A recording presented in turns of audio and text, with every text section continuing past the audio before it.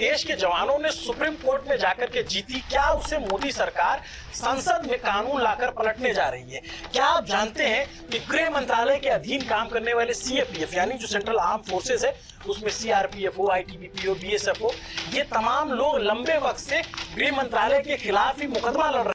पहले Delhi high court में, फिर सुप्रीम कोर्ट में, रिव्यू पिटीशन, तमाम चीज के बाद सुप्रीम कोर्ट में वो जीत जाते हैं। अब उसे क्या कानून के जरिए पलटा जा सकता है?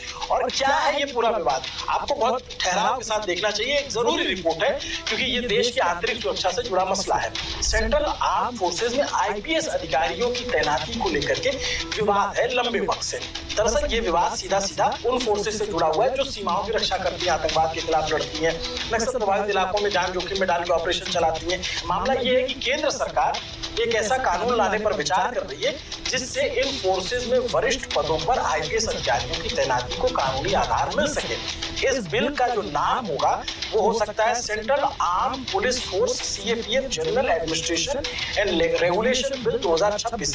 ये कदम ऐसे समय में उठाया गया है जब सुप्रीम कोर्ट ने पिछले साल ही फैसला देते हुए ये कहा था कि इन फोर्सेज में आईपीएस अधिकारियों के डेपुटेशन को धीरे धीरे कम किया जाए। लेकिन अब खबर है कि केंद्र सरकार इस पूरे मामले पर एक कानून लाने पर विचार कर रही है ताकि आईपीएस अधिकारियों की नियुक्ति की व्यवस्था स्पष्ट रूप से बनाई जा सके। यही वो बिंदु है जिसने सीएपीएफ के अधिकारियों के बीच असंतोष को और बढ़ा दिया है। डिटेल में क्या है, आखिर ये विवाद पूरा है क्या और इसकी कहानी कहां से शुरू होती है और सरकार क्या करने जा रही है और सीएपीएफ के अधिकारी नाराज क्यों? कहानी शुरू होती है आजादी के पहले से। नमस्ते, अभिनव पांडे नाम मेरा और आप देख रहे हैं न्यूज पिंच।